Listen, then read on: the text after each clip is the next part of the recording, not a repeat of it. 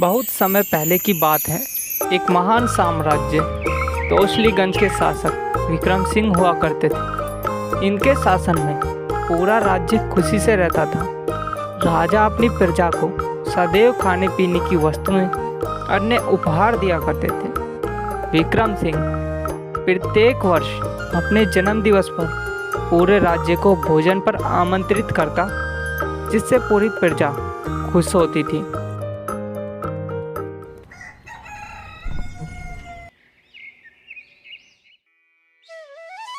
महाराज, प्रत्येक वर्ष की भांति इस वर्ष भी आपके जन्म दिवस का बेसब्री से इंतजार किया जा रहा है। पूरी प्रजा के चेहरों पर मुस्कान है, गांव में खुशी का माहौल है। राजा बड़ी ही विनम्रता से मंत्री को देखकर बोलता है। भीम सिंह जी, ये तो मेरा सौभाग्य है जो मुझे इतना चाहने वाली प्रजा मिली। ऐसी प्रजा को वर्ष में केवल एक बार भोजन कराने से ही सोचो मुझे इतना धन, वैभव और एक स्वस्थ शरीर मिल रहा है। मैं अपनी प्रजा की रक्षा सदैव करता रहूंगा। तभी अचानक से एक सिपाही दौड़ा दौड़ा दरबार में आता है और घबराते हुए बोलता है। महाराज महाराज, बाहर दरवाजे पर एक साधु खड़ा है और एक ही रट लगाए हैं। मिलना है, विक्रम सिंह से मिलना है। किसी अनहोनी को टालना है, शीघ्र ही महाराज को संदेश देना है। राज्य खतरे में है। सिपाही की बात सुनकर पूरे दरबार में शांति का माहौल बन गया और सब एक दूसरे को देखने लगे। तब ही राजा ने कड़क आवाज से बोला, सिपाही, यह हमारे राज्य की रक्षा को चुनौती है। मेरे इतने कठोर सुरक्षा कवच के होते हुए किसकी मजाल जो यहाँ की प्रजा का बाल भी बांका कर पाए। आप तुरंत उन्हें पेश करो। इतना बोलते ही बूढ़ा साधु दरबार में आता है और पीछे पीछे एक सिपाही भी आ जाता है। महाराज, हमने रोकने की खूब कोशिश की, मगर ये ज़बरदस्ती अंदर आ गए। हमें क्षमा कीजिए। तभी बूढ़ा साधु, जिसके हाथ में एक चमकता हुआ कमंडल, आंखों में किसी चमकते हुए हीरे सी रोशनी, घने काले बाल, एक बड़ी ही चिंताजनक वाणी में राजा को बोलता है। महाराज, समय की कमी और राज्य की सुरक्षा ने मुझे सिपाहियों से लड़ने पर मजबूर कर दिया। इसी कारण मैं स्वयं को अधिक समय आपसे दूर नहीं रख पाया। तब ही राजा बोलता है।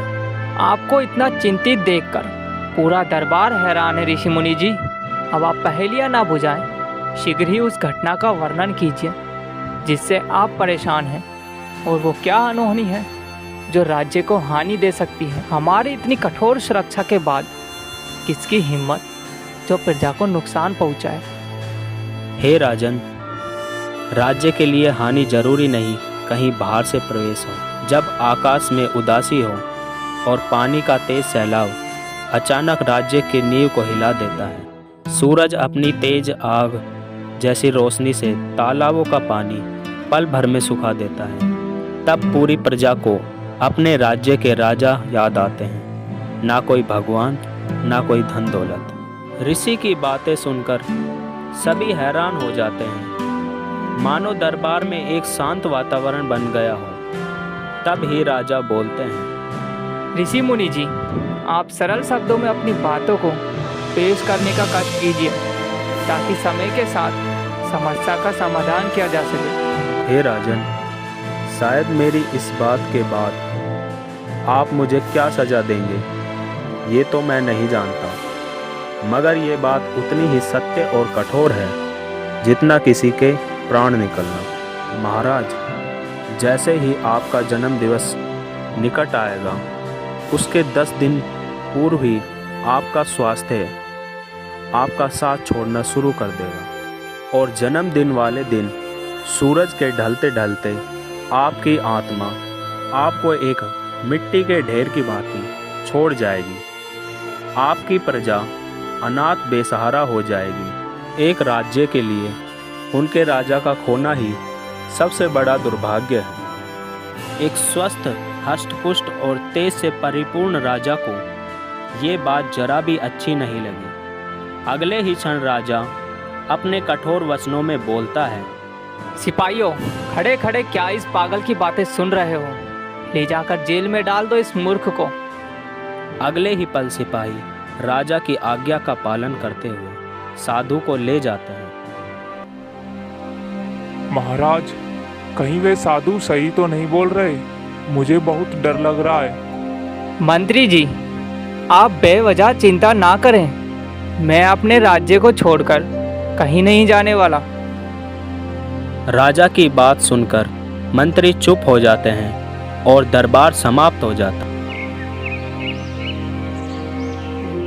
समय बीतता गया और पूरे राज्य में ये बात फैल जाती है। चारों तरफ ये चर्चा का विषय बन गया।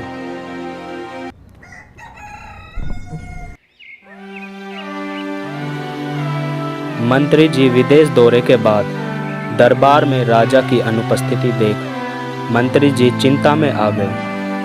अगले ही क्षण मंत्री राजा के कक्ष की ओर बढ़ने लगे। मंत्री राजा को लेटा देख पास खड़े वैद्य को गहरी चिंता में देखकर वैद्य से बोलता है। क्या हुआ वैद्य जी? महाराज की ऐसी हालत अचानक से? मंत्री जी, इन्हें कल रात्रि से बहुत तेज ताप है और यह एक अलग प्रकार का ताप है जो दिनों दिन तेज हो रहा है। मेरी सारी औषधियां नाकाम हो रही है। अब तो कोई साधु महात्मा या कोई चमत्कारी इनके प्राणों की रक्षा कर सकते हैं। मंत्री वैद्य की बातें सुन बूढ़े साधु की याद आ जाती है और राजा को इस हालत से निकालने के लिए वे तुरंत बूढ़े साधु को बुला लेते हैं। साधु राजा की हालत देख मंत्री को तत्काल से गीला कपड़ा राजा के मस्तिष्क पर रखने की सलाह देते हैं, जिससे राजा को थोड़ा होश आ जाता है और बोलते हैं। हे साधु महाराज, मुझे माफ़ कर दो।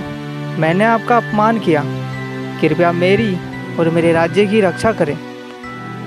हे राजन, इसका केवल एक ही हल है। राज्य की दक्षिण दिशा में वनकुट पहाड़ी पर साल वृक्ष की छाल से तैयार किया हुआ काढ़ा ही इसका एकमात्र इलाज है। हे साधु, आप पहाड़ी का पता दीजिए। हम सिपाही को भेजकर वह औषधि मंगवा लेते हैं। माफ कीजिए महाराज, वहां जाना हर किसी के लिए संभव नहीं है, क्योंकि उसके लिए मन साफ और विचारों का शुद्ध होना आवश्यक है। साधु की ये बात सुनकर सभी लोग सोच में पड़ जाते हैं। तभी मंत्री कुछ बोले उससे पहले साधु बोलते हैं। हाँ, अगर किसी व्यक्ति के शरीर में किसी अंग की कमी हो तो वह भी इस काम को कर सकता है।